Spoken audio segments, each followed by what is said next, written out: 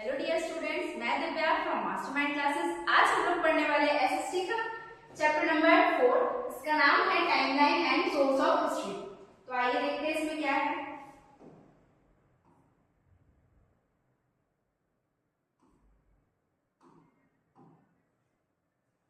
Timeline क्या होता है? हमारी सोर्स ऑफ हिस्ट्री क्या होती है? जो हम हिस्ट्री के बारे में पढ़ते हैं उसके सोर्स क्या होता है, हम कैसे पढ़ते हैं, क्या होता है, टाइम क्या होता है, कैसे जाना जाता है वो।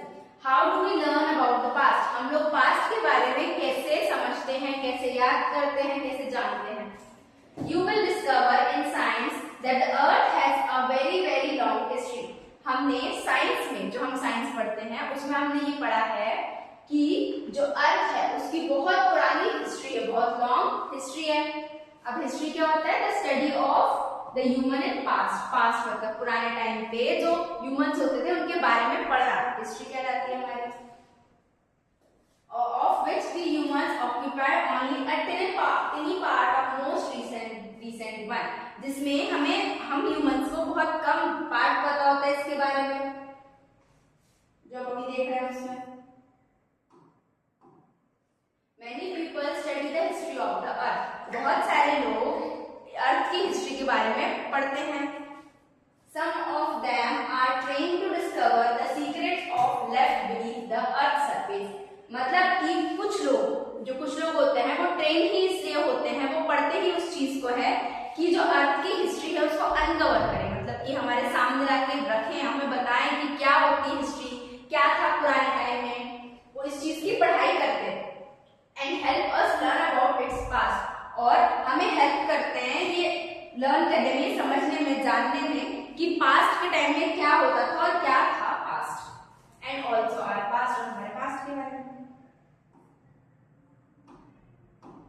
अभी आपकी बुक में कुछ डायग्राम्स बने हैं, जियोलॉजिस्ट्स, पैलियोनोलॉजिस्ट्स, एंथ्रोपोलॉजिस्ट्स और आर्कियोलॉजिस्ट्स के। ये क्या होते हैं? डायग्राम में कुछ शो कर रहा है, अब जो लिखा है आप देखते होते क्या है। Observe these 4 pictures and the activity involve from top left. ये पिक्चर्स को ऑब्जर्व करो और देखो। सबसे पहले आता है जियोलॉजिस्ट, जो हमारा दिया है 4.2.1 में। जियोलॉजिस्ट क्या होते हैं, क्यों होते हैं और ये क्या बताते हैं, हमारे किस चीज की स्टडी करते हैं। Study the physical features of the earth. जो जियोलॉजिस्ट होते हैं वो अर्थ की फिजिकल फीचर्स को स्टडी करते हैं। फिजिकली जो चीजें होती है जिसे हम टच कर सकते हैं, फील कर सकते हैं, देख सकते हैं, उन चीजों की स्टडी करते हैं। वो क्या है? लाइक द सॉइल के बारे में स्टडी करते हैं। ये स्टोन्स के बारे में, पत्थरों के बारे में स्टडी करते हैं। हिल्स के बारे में स्टडी करते हैं। Mountains, rivers, seas, oceans and other such parts of the earth. जो जियोलॉजिस्ट होते हैं जो वो किस चीज की पढ़ाई करते हैं?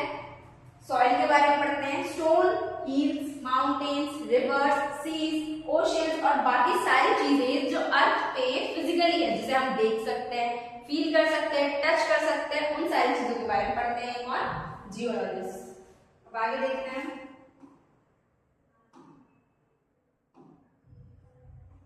अब क्या है? पैलियोंटोलॉजिस्ट। अभी पैलियोंटोलॉजिस्ट क्या होते हैं? Study the remains of the plants, animals and humans from millions of years in the form of fossils. मतलब कि जो ये पैलियोलॉजिस्ट होते हैं वो क्या पढ़ते हैं? प्लांट्स के बारे में पढ़ते हैं, एनिमल्स के बारे में पढ़ते हैं, और ऐसे ह्यूमंस जो बहुत साल पहले से फॉसिल्स में है उनके बारे में पढ़ते हैं। अभी फॉसिल्स क्या होते हैं? Impressions of footprints of parts of plants and animals. ये जो होते हैं फॉसिल्स का मतलब होता है फुटप्रिंट्स होते हैं, पार्ट्स ऑफ प्लांट होते हैं, एनिमल्स के पार्ट होते हैं, that are found preserved within layers of soil of the rocks. मतलब कि ऐसे प्लांट्स, ऐसे एनिमल्स और एनिमल्स के, इंसानों के जो फुटप्रिंट्स होते हैं ना, पैरों के निशान होते हैं, जो बहुत साल पहले से सॉइल की लेयर में, पत्थरों में और जो मिट्टी होती है उसमें जो फुटप्रिंट्स छूट जाते हैं बहुत साल, मिलियन साल पहले के, उनके बारे में पढ़ना।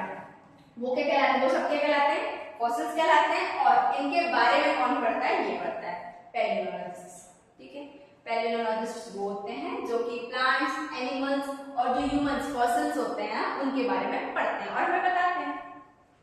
ऐसे आता है ये एंथ्रोपोलॉजिस्ट। अब ये एंथ्रोपोलॉजिस्ट क्या होते हैं? एंथ्रोपोलॉजिस्ट क्या होते हैं? Study human societies and cultures from the oldest times of the present. मतलब कि ये जो एंथ्रोपोलॉजिस्ट होते हैं ये हम ह्यूमंस की सोशलिटीज को पढ़ते हैं और कल्चर्स के बारे में पढ़ते हैं। कल्चर्स हमारे पहले से चलते आ रहे हैं, पहले रिलीजियन जो हमारे चलते आ रहे हैं वो उसके बारे में पढ़ते हैं और पहले के और अभी के बारे में। अब आता है आर्कियोलॉजिस्ट। अभी आर्कियोलॉजिस्ट क्या होते हैं? Study the past by digging up remains that people, plants and animals left behind. मतलब कि ये उन ऐसे पास्ट के बारे में पढ़ते हैं जो इंसान, जानवर और एनिमल से रिलेटेड जो पास्ट होता है, जो हम पीछे छोड़ चुके हैं, उन सब के बारे में पढ़ते हैं। सच एज टूल्स, जैसे कि टूल्स, जो टूल्स हम पहले पास्ट के टाइम पे जो टूल्स हम यूज करते थे उनके बारे में पढ़ते हैं। पॉट्स के बारे में पढ़ते हैं, बीड्स के बारे में पढ़ते हैं, फर्नेसेस के बारे में पढ़ते हैं, टॉयज के बारे में पढ़ते हैं, बोन्स के बारे में, टीथ ऑफ एनिमल्स एंड जानवरों के जो दांत होते हैं, टीथ होते हैं, उनके बारे में, एंड ह्यूमंस और इंसान के बारे में।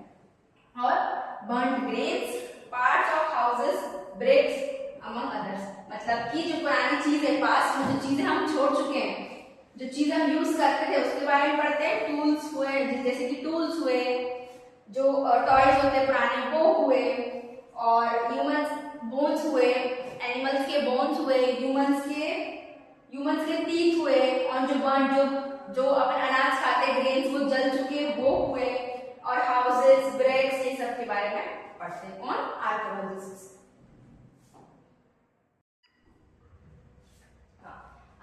अब है how is time measured in history. Time कैसे मेजर किया जाता था हिस्ट्री में, हम ये देखते हैं। सबसे पहले है different socialities and cultures have had their own ways of measuring time। मतलब कि जो अलग-अलग सोसाइटीज होती है, अलग-अलग कल्चर्स होते हैं, उनके अपने-अपने डिफरेंट वेज है, अपने-अपने तरीके हैं टाइम को मेजर करने के। फिर इंपॉर्टेंट इवेंट्स होते हैं like birth of a great person. किसी ग्रेट पर्सन का, कोई महान इंसान है, उसका बर्थ, और the start of a Kings rule, और कोई किंग है, कोई राजा है, उसका रूल स्टार्ट हुआ है वहां से। Often mark as the beginning of new era.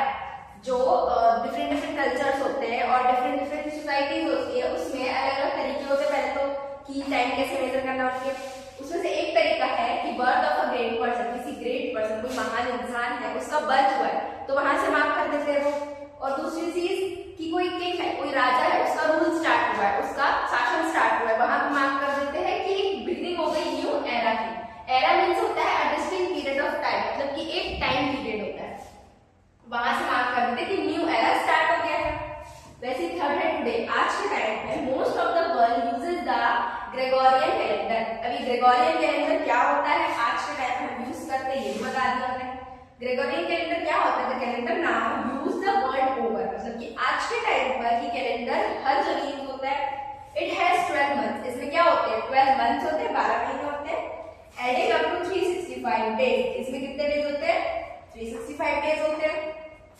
And a leap year every 4 years, और हर 4 साल में एक लीप ईयर आता है। हाउएवर सेंचुरी ईयर और सेंचुरी ईयर। तो जो आज के टाइम में हम कैलेंडर यूज करते हैं, इसमें हम डेट्स फाइंड करते हैं, डेट्स देखते हैं, वो क्या कहलाता है? ग्रेगोरियन कैलेंडर कहलाता है। Alongside many other calendars are still used such as, अब alongside देखें तो बहुत सारे कैलेंडर भी आज भी यूज होते हैं, जैसे कि हिंदू कैलेंडर हो गया, मुस्लिम कैलेंडर या इस्लामिक कैलेंडर हो गया, जैविश कैलेंडर हो गया, चाइनीज कैलेंडर हो गया। आज के टाइम पर भी ये वाले कैलेंडर के अलावा ये कैलेंडर्स भी आज के टाइम पे यूज होते हैं। These transitional calendars are used mainly to decide the dates of festivals and other special religious occasions। मतलब कि ऐसे टाइप के जो कैलेंडर्स होते हैं वो स्पेशली क्यों यूज होते हैं? जो मेनली हमारे पास फेस्टिवल्स हमारे आते रहते हैं, उनकी डेट फाइंड करने के लिए, कि जैसे कोई फेस्टिवल आ रहा है, दिवाली आ रहा है, होली आ रहा है, तो कब आ रहा है, किस दिन है, कितनी तारीख को है, ये देखने के लिए, और रिलीजियस ओकेशन जो हमारे होते रहते हैं उसके लिए।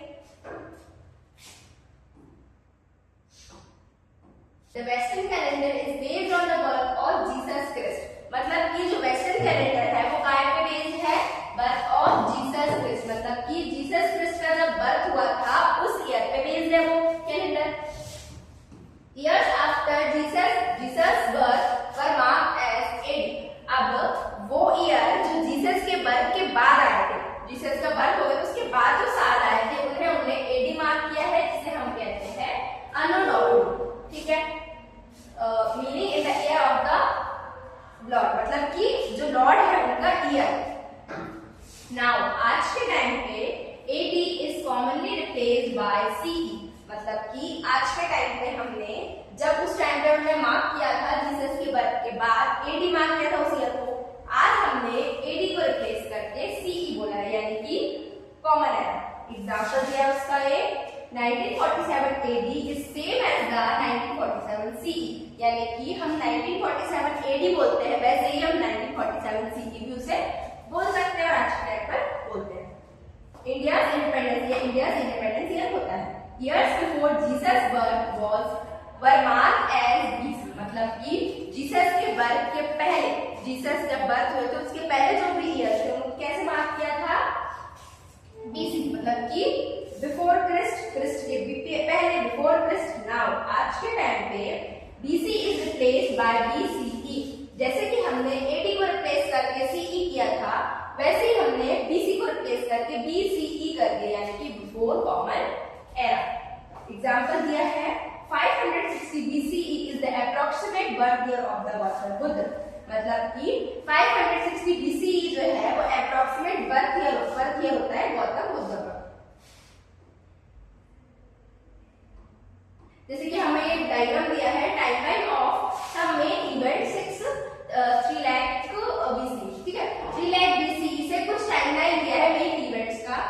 यहाँ से स्टार्ट हुआ, ये 40,000 तक के दिया है, वैसे ये जैसे कि 12,000 है उसमें end of the last ice age हुआ, इसको बैक छोड़ा हमने 8,000 को first settlements and building of agriculture दिया है, ऐसे सबका अलग अलग दिया गया है।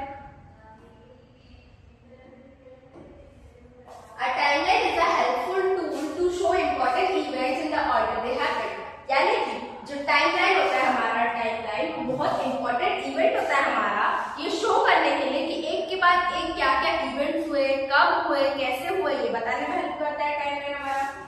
It shows a sequence of dates and events over a certain time period, मतलब ये जो टाइमलाइन होता है ये हमें एक सीक्वेंस ऑर्डर देता है टाइम का, एक के बाद एक सीक्वेंस में अरेंज होता है। The timeline can cover a large period, जो टाइमलाइन है उसने बहुत बड़ा लार्ज पीरियड कवर किया हुआ है, from the beginning of the human history and to the present, यानी कि जब से ह्यूमन हिस्ट्री स्टार्ट हुई थी तब से आज तक के डेट को उसने बहुत अच्छे से कवर किया हुआ है टाइमलाइन में। It highlights important landmarks और key events in the history, मतलब कि इस टाइमलाइन में बहुत सारे important events और जो लैंडमार्क्स है वो भी कवर किए गए हैं हिस्ट्री के। A dotted portion on the timeline shows a skipped period of safe space, मतलब कि जो डॉटेड पोर्शन होता है टाइमलाइन में, जो टाइमलाइन होता है हमारा उसमें जो डॉटेड पोर्शन होता है ना, ऐसे ऐसे ऐसे बने हुए थे, डॉटेड था, एकदम क्लियर नहीं था, वो क्या शो करता है? Skipped period of safe space, मतलब कि सेफ स्पेस जो होता है उसका स्किप पीरियड, जो स्किप हमने किया है वो पीरियड शो करता है। Without skipping, the full timeline would be almost 3 meters long, मतलब कि अगर हम स्किप ना करें, बिना स्किप किए, जो हमारा टाइमलाइन है वो ऑलमोस्ट 3 मीटर्स लॉन्ग है।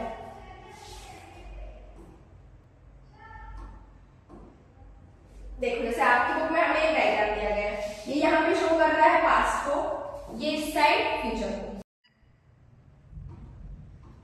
Now, our timeline helps us understand the sequence of historical event, मतलब कि जो हमारा टाइमलाइन होता है वो हमें हेल्प करता है, हमें मदद करता है समझने में sequence of historical event, historical history में जो इवेंट होते थे उसके बारे में, एक के बाद जो एक होते सीक्वेंस होते हैं उसको हेल्प करता है समझने में। और it shows which event happened earlier and which came later, मतलब कि ये हमें शो करता है कि कौन से इवेंट अर्लियर मतलब कि पहले हुए और कौन से इवेंट बाद में अब आएंगे या आ रहे हैं या हो चुके। You don't always need exact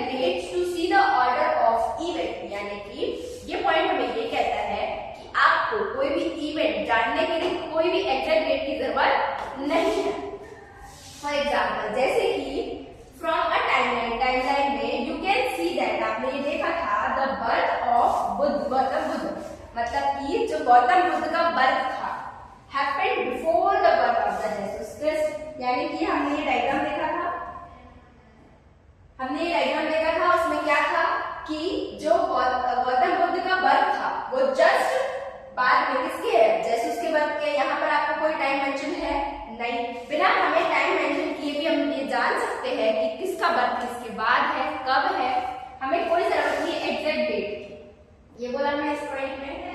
now what are the sources of history. अब जो हिस्ट्री होती है हमारी, जो पास्ट होता है हमारा, जो हो चुका बीत चुका, उसके बारे में हमें कैसे पता चलेगा, क्या सोर्स होंगे हमारे। How did you find details about your families past. जो आपकी पास्ट की फैमिली होती है, मतलब आप हुए उसके पहले जो पास्ट होता है, तब कैसे रहते थे वो लोग, कैसे पता चलेगा आपको। Did you really on things like photographs. क्या आप फोटोग्राफ से पता चलता है, डायरीज से, आईडी कार्ड से या मेमोरीज से, from your parents and relative. ऐसी फोटोग्राफ से पता चलता है, पहले मेमोरीज से, आईडी कार्ड से, जो भी आपके घर में रखा होता है उन सब चीजों से पता चलता है, या फिर जो आपके पेरेंट्स और आपकी फैमिलीज जो आपको बताती है कि पहले ऐसा होता था, ऐसे रहते थे आप लोग, उससे पता चलेगा। तो आपको एक ग्राफ दिया हुआ है, यहाँ पे टेबल दिया गया है, इसको आप खुद फिल करना है, जिसमें आपको ग्रैंड पेरेंट के name, occupations, place of birth, source of information लिख रही है। जो आपके खुद के पेरेंट्स की, आपके रिलेटिव्स की होगी, तो वो आपको खुद मार्क करना पड़ेगा।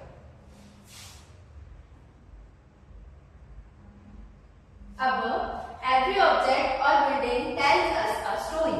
मतलब कि हर ऑब्जेक्ट और हर बिल्डिंग, कोई भी ऑब्जेक्ट या कोई भी बिल्डिंग हो, वो हमें क्या करती है, एक स्टोरी बताती है कि पहले के टाइम में ऐसा था, या कुछ भी आप अपने घर में कोई भी सामान देखते हो, आप उसको देख के पहचानते हो कि पहले ऐसा था, पहले ऐसे रहते थे, ऐसा है ना। Things in your home show something about your families past. यानी कि जो चीजें आपके घर में रखी हुई होती है, पुरानी, बहुत पुरानी जो चीजें आपके यहाँ रखी हुई होती है, वो क्या करती है, आपकी फैमिली का पास्ट बताती है कि आपकी फैमिली पहले कैसी रहती थी, वो ये चीजें यूज करती थी, ये सब बताती है। In the same way we learn about history by collecting clues. यानी कि इसी तरीके से जैसे कि हम अपने घर में जो सामान रखा होता है उससे अपनी फैमिली का पास्ट इंडिकेट कर लेते हैं कि पहले ये लोग ऐसे रहते थे या जो भी, वैसे ही हमें आज के टाइम पर जो हिस्ट्री होती है, जो पहले हो चुका है, पास्ट है, वो सब कैसे पता चलता है, कलेक्टिंग क्लूज। जो क्लूज हमें मिलते हैं, जो क्लूज कलेक्ट करते हैं हम, उससे पता चलता है। These clues can come from old books, tools, buildings और pictures। यानी कि ये जो टूल्स है, जो हम टूल्स जिससे हमें हिस्ट्री का पता चलता है, वो टूल्स कहाँ से आते हैं, ओल्ड बुक्स, पुरानी बुक्स से आते हैं, पिक्चर से आते हैं, बिल्डिंग से और टूल से आते हैं। Now all these clues are like pieces of a big puzzle. यानी कि ये सारे जो क्लूज हैं, ये सारे जो क्लूज होते हैं, वो क्या होते हैं, पीसेस होते हैं बिग पजल, बहुत बड़े पजल के एक कुछ छोटे छोटे पीसेस होते हैं जो हमें इंडिकेट करते हैं हिस्ट्री के बारे में। But sometimes some pieces of the history puzzle are missing. लेकिन कभी कभी क्या होता है कि कुछ पीसेस, हिस्ट्री के जो कुछ पीसेस है वो मिसिंग होते हैं, जो हमें नहीं मिलते। That means we may never. हाँ, अब हमारे पास एक डायग्राम दिया गया आपकी बुक में, क्या है, सोर्सेज ऑफ हिस्ट्री। हिस्ट्री के हमें हिस्ट्री के बारे में जानने के लिए क्या क्या सोर्सेज है ये दिए गए। क्या है, सोर्सेज ऑफ हिस्ट्री। हिस्ट्री को कैसे जानेंगे, हम कैसे जानेंगे, एक होता है आर्टिस्टिक सोर्स, एक होता है लिटरेरी सोर्स, एक होता है ओरल सोर्स, एक होता है आर्कियोलॉजिकल सोर्स। मतलब कि आर्टिस्टिक सोर्स में क्या, किसके थ्रू हमें हिस्ट्री के बारे में पता चलेगा, आर्ट के थ्रू। आर्टिस्टिक मतलब आर्ट के थ्रू। क्या आर्ट से हमारी पेंटिंग्स है, स्कल्पचर्स है, पैनल्स है, ये सब हमारी क्या है, आर्टिस्टिक सोर्स है हिस्ट्री को जानने के लिए। फिर होती है literary source. Literary source means ऐसी सोर्स जिसके थ्रू हम पढ़कर हम जान सकते हैं, जैसे कि फॉरेन अकाउंट्स है, इंडियन लिटरेचर है, इंडियन लिटरेचर के अंदर क्या है, पोएम्स एंड प्लेज दिया गया है, हिस्टोरिकल टेक्स्ट्स है, कलेक्शन ऑफ स्टोरीज है, फॉरेन अकाउंट के अंदर ट्रेवल न्यूज है, हिस्टोरिकल क्रॉनिकल्स है, ये सारे हमारे क्या है, लिटरेरी सोर्स ऑफ हिस्ट्री। वैसे ही आर्कियोलॉजिकल सोर्स ऑफ हिस्ट्री है और ओरल सोर्स ऑफ हिस्ट्री है। ऐसे बहुत सारी चीजें दी गई है जिससे हमें हिस्ट्री के बारे में पता चलेगा। Now the figure at the bottom of the page shows the main source of history। जो हमने फिगर अभी देखा, जो हमने डायग्राम अभी देखा, वो हमें क्या बताता है, बहुत सारे सोर्स ऑफ हिस्ट्री बताता है। You don't need to remember all of them now, we will learn them step by step। मतलब कि आपको सारी जितने भी हमने देखे उसमें सारे सोर्सेज लर्न करने की जरूरत नहीं है, हमने स्टेप बाय स्टेप एक के बाद एक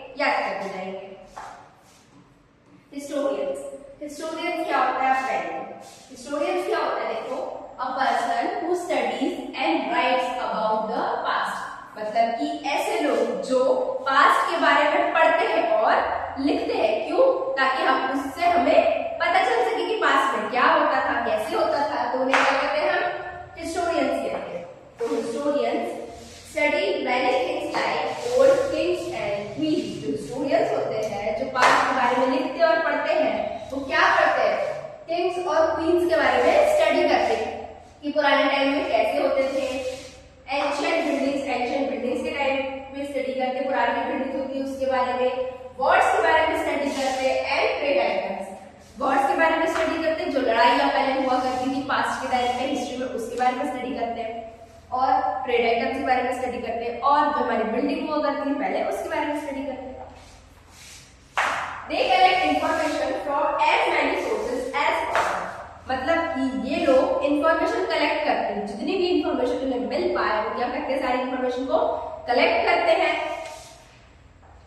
Sometimes कभी-कभी the sources agree with each other like puzzle pieces that fit.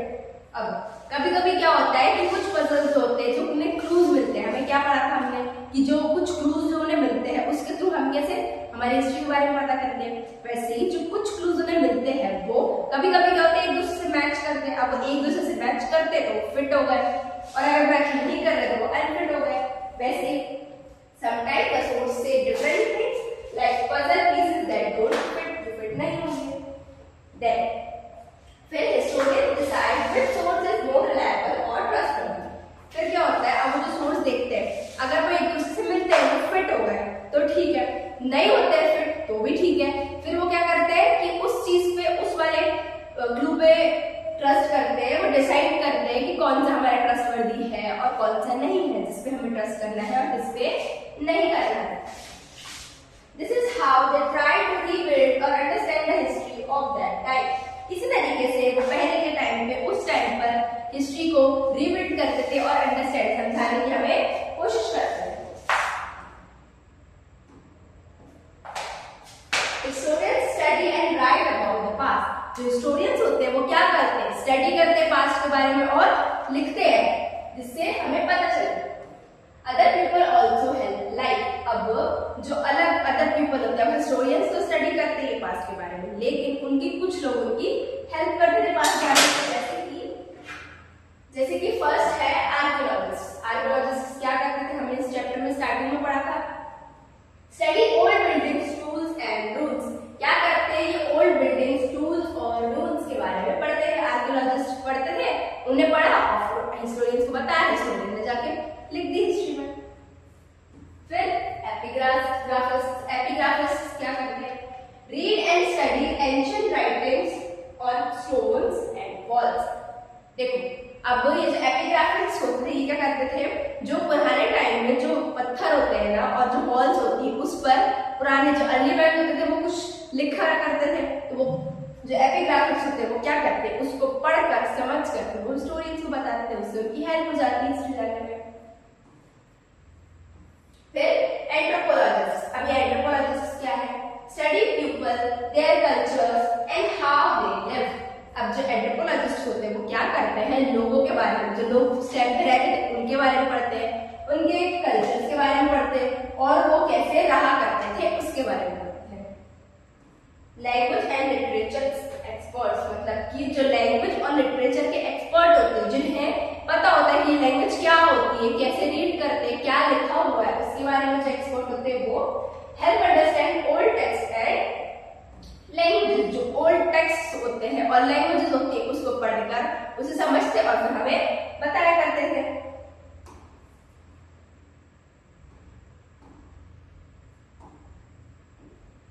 In the last 50 years, science has also helped history. अब लास्ट 50 इयर्स में जो आखिरी 50 साल रहे हैं उसमें साइंस ने भी बहुत हेल्प की है हिस्टोरियंस की हिस्ट्री को जानने में। अब वो कैसे हेल्प की है? एक एग्जांपल दिया हमें। Studying old climates, testing old objects with chemicals, studying ancient DNA. मतलब कि जो साइंस है उनने कैसे हेल्प की हिस्ट्री की, हिस्टोरियंस की हिस्ट्री जानने में। Studying old climates, old climate के बारे में स्टडी की। फर्स्ट क्रॉप्स कैसे होते हैं ये देखते हैं अपन। Climate change in early humans. अब अर्ली ह्यूमंस में पुराने टाइम पे जो लोग होते थे उनमें क्लाइमेट चेंज कैसे होता था और क्या होता था। A long time ago,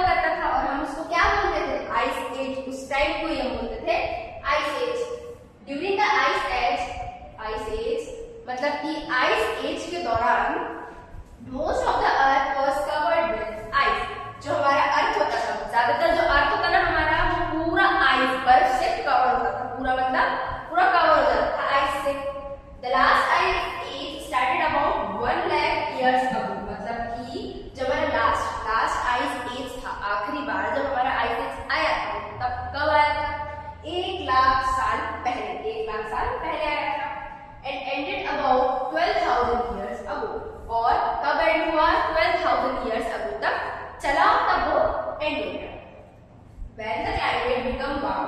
जब क्लाइमेट वार्म होता है, जब जो क्लाइमेट होता है, जो हमारा वेदर होता है, वो जब गर्म होता है, द आइस एज मेल्टेड, मतलब कि जैसे ही क्लाइमेट वार्म हुआ, जैसे हमारा जो वेदर है, आसपास का क्लाइमेट है, वो जैसे ही गर्म होने लगा, धीरे धीरे जैसे जैसे गर्मी आने लगी, वैसे वैसे क्या हुआ, जो आइस एज थी, जो हमारा आधा अर्थ था, जो कि आइस से कवर था, बर्फ से जो कवर था, वो क्या होने लगा, धीरे धीरे मेल्ट होने लगा। ठीक है, the melting ice added more water to rivers and oceans. अब आइस मेल्ट हो रहा है तो वो कहाँ जाएगा, रिवर्स और ओशियंस में जाएगा। क्या हुआ, जैसे जैसे आइस को गर्माहट आने लगी, समर आने लगा, वार्म होने लगा, वैसे वैसे वो क्या हुआ, जो आइस है वो मेल्ट होने लगा। वो आइस मेल्ट होकर कहाँ गया, रिवर्स में और हमारे ओशियंस में, रिवर्स में और ओशियंस में आता गया। अब आफ्टर द आइस